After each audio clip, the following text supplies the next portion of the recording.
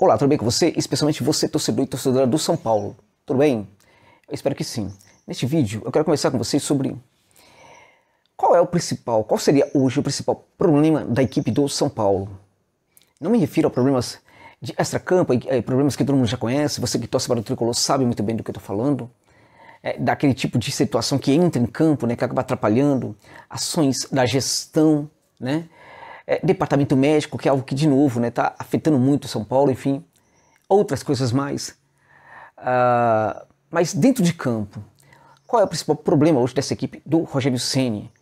Porque a gente olha para esse São Paulo, em algumas partidas, a gente percebe que há sinais extremamente positivos, né? Em relação a, por exemplo, a uma ótima temporada em 2022, o que seria, na verdade, uma temporada de recuperação de nível, né, no São Paulo. Inclusive, colocando o Tricolor do Morumbi em condição de chegar às grandes disputas, né? Podendo buscar, por que não, uma vaga na Libertadores, né, de 2023, podendo, por que não, fazer uma grande campanha na Copa do Brasil, assim como também, se chegar, evidentemente, a uma vaga na Libertadores de 2023, também fazendo uma grande campanha no próprio Campeonato Brasileiro. Mas, enfim, a gente percebe esse cenário no São Paulo em algumas situações, em alguns jogos, mas há outras partidas em que o São Paulo ainda se mostra bastante frustrante aos olhos do torcedor em relação a alguns pontos, né? Então esses sinais, no caso, são dúbios. Eles se dividem em sinais positivos e em sinais, em alguns casos, que não são tão positivos assim. Mas então qual é o problema do São Paulo? Excluindo todos aqueles que estão fora, né? Como o DM, por exemplo, o departamento médico, que de novo, né, está atrapalhando os problemas do São Paulo, é algo que o clube precisa resolver. As ações, outras ações dos dirigentes, enfim.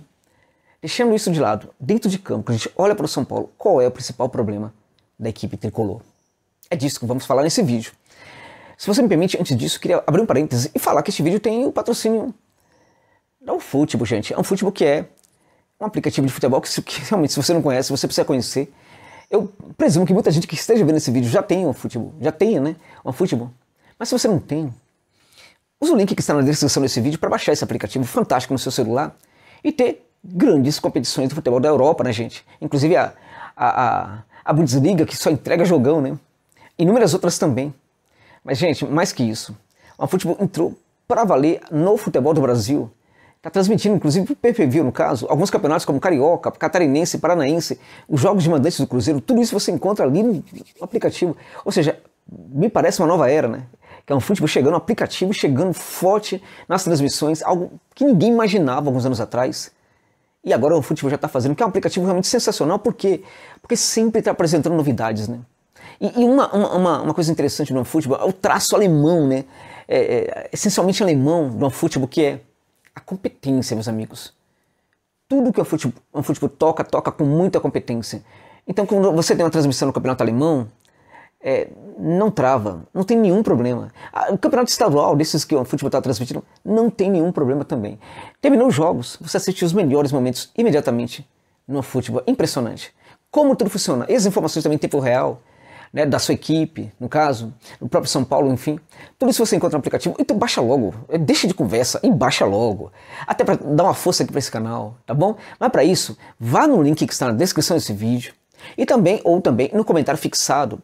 Porque você vai mandar a mensagem para os caras que de fato vale a pena patrocinar o canal do Josa Novales. Tá bom, meus amigos? Muito obrigado por essa gentileza aí. Fechando parêntese e tratando agora do Tricolor. Qual é então, meus amigos, o principal problema da equipe do São Paulo hoje dentro de campo? Criação de jogo. A criação de jogo é o principal problema hoje que o São Paulo tem. E aparece em algumas situações e não aparece em outras situações. Quando a gente fala que o São Paulo apresenta sinais muito positivos, esses sinais, em geral, são apresentados naqueles jogos em que o São Paulo tem um tipo de adversário. Diante de outros adversários, esses sinais, às vezes, eles desaparecem um pouco.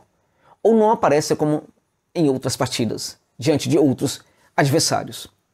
Vamos lá, vamos entender isso aí. Quando o São Paulo joga contra equipes que se abrem muito mais, né?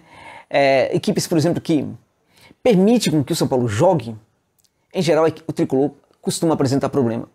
Quando o São Paulo joga com equipes fechadas, né, com equipes, por exemplo, equipes fechadas, na verdade, que deixam o São Paulo jogar, enfrenta problema. Quando o São Paulo joga contra equipes em que ele, São Paulo, se fecha, né, e dar o campo para esses adversários, a coisa tende a funcionar melhor para o São Paulo. E nesses jogos em especial, a gente percebe mais claramente os sinais de evolução do jogo do São Paulo.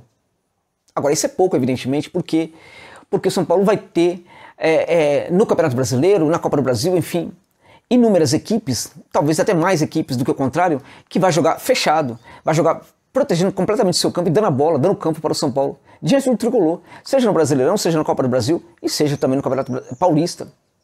A gente vai ter agora, por exemplo, dois jogos bem complicados para o tricolor, dois jogos que vão testar demais essa capacidade do São Paulo de ser criativo.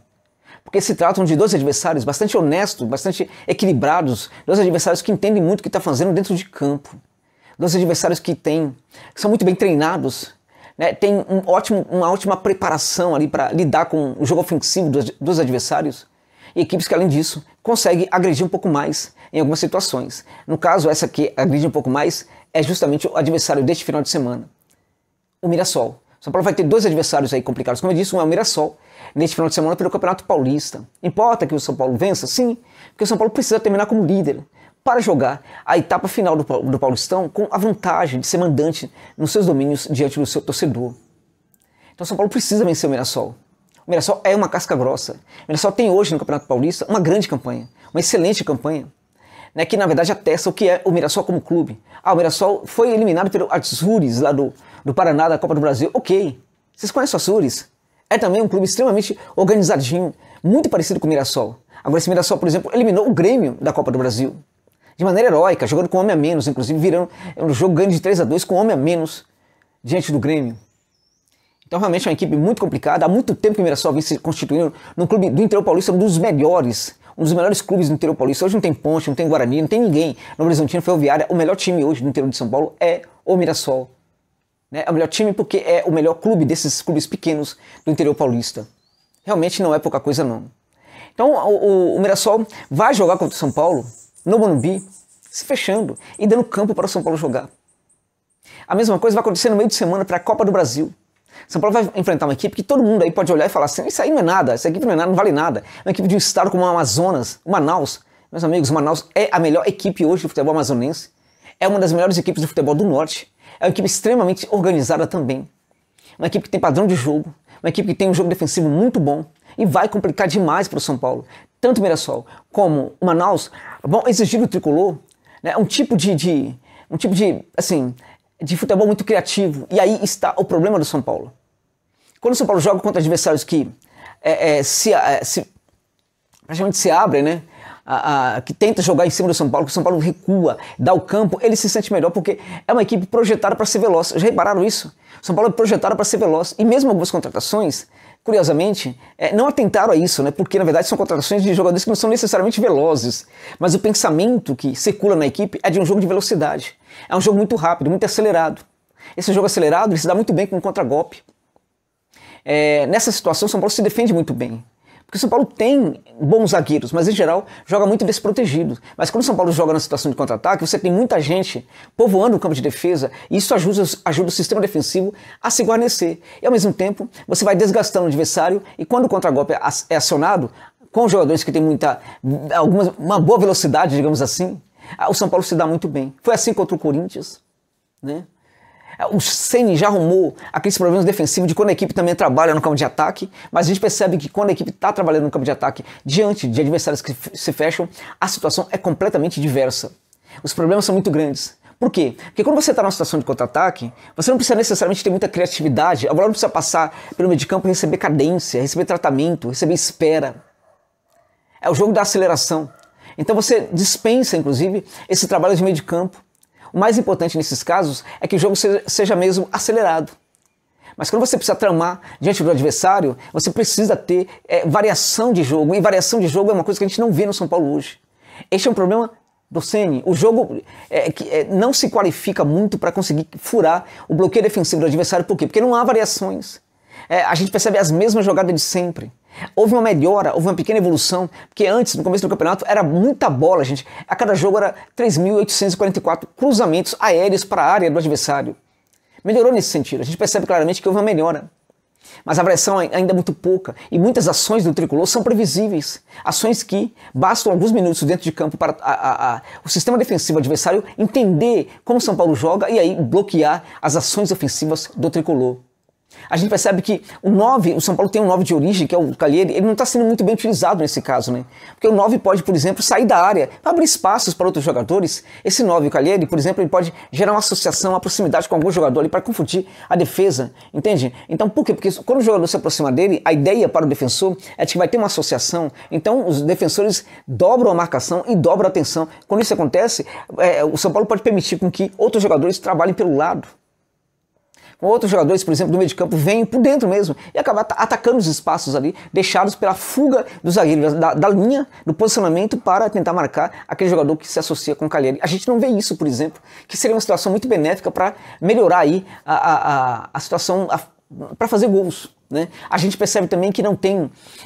o jogo pelo lado do campo é um jogo que, em geral, ainda é um jogo que, quando vai ao fundo do campo, vai menos do que antes, digamos assim, mas a preocupação é a bola aérea. Essa bola precisa ser por baixo, precisa ser rasteira.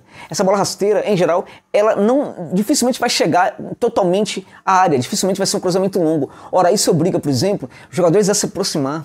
Quando os jogadores se aproximam para essa jogada, tudo também é facilitado. A bola ali no fundo do campo, ela tem que vir rasteira para trás. Essa é a pior bola para um sistema defensivo adversário.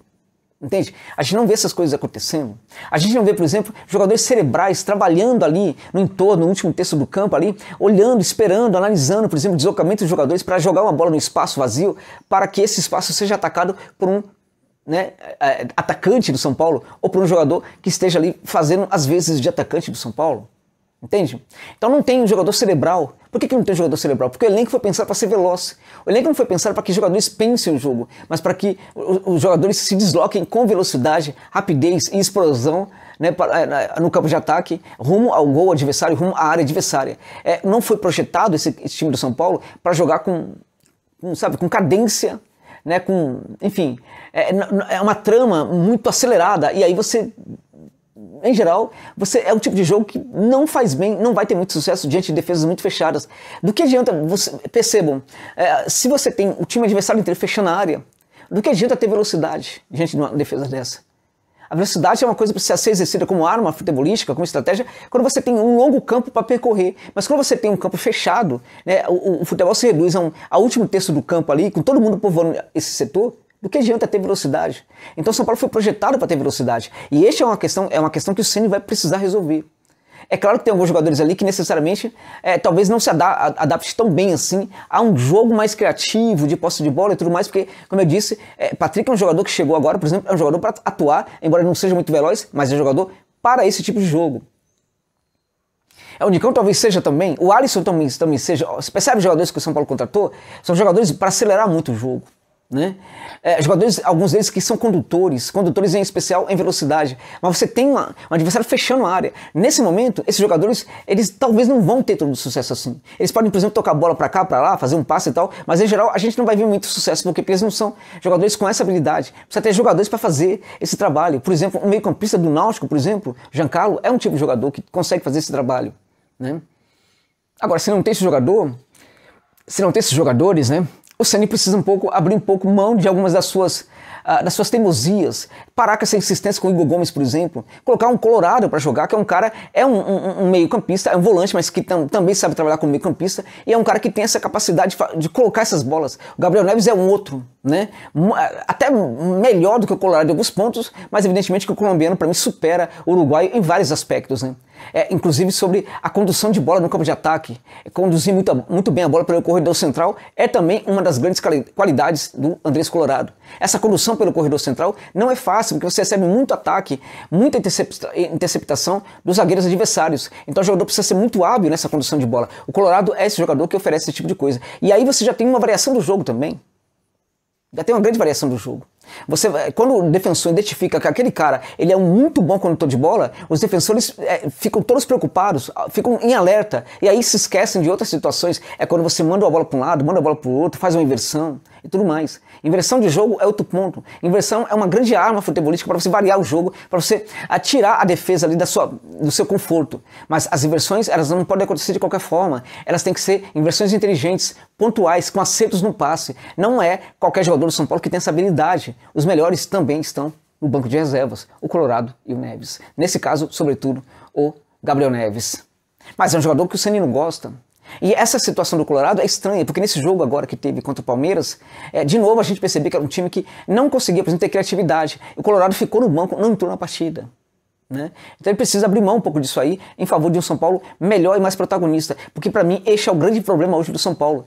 Criação de jogo. O São Paulo não tem criação de jogo, foi pensado para ser uma equipe veloz e quando encara adversários fechados, não sabe muito o que fazer dentro de campo. Percebemos evolução quando o São Paulo está jogando, né, sem a bola, cedendo a bola para o adversário e fechando o seu campo. Mas a gente não vê esses sinais de evolução nesse jogo mais criativo do Tricolor do Morumbi. Isso também cabe ao técnico Rogério Ceni, ele precisa interferir nisso, gerar melhores treinamentos, porque é impressionante. O técnico que começa a sua carreira gostando muito de posse de bola, é impressionante como a equipe hoje, quando tem a bola, parece não conseguir saber o que fazer com ela. E isso, aparentemente, é falta de treino para esse tipo de jogada ali nos treinamentos da equipe do São Paulo. É muito estranho. Por que isso acontece? Provavelmente porque está sendo priorizado treinamentos para melhorar, qualificar o jogo da velocidade. Então é todo mundo correndo e pouca gente pensando. Este é o grande problema do São Paulo neste momento. É isso, meus amigos. Obrigado por ficarem comigo neste vídeo até o final.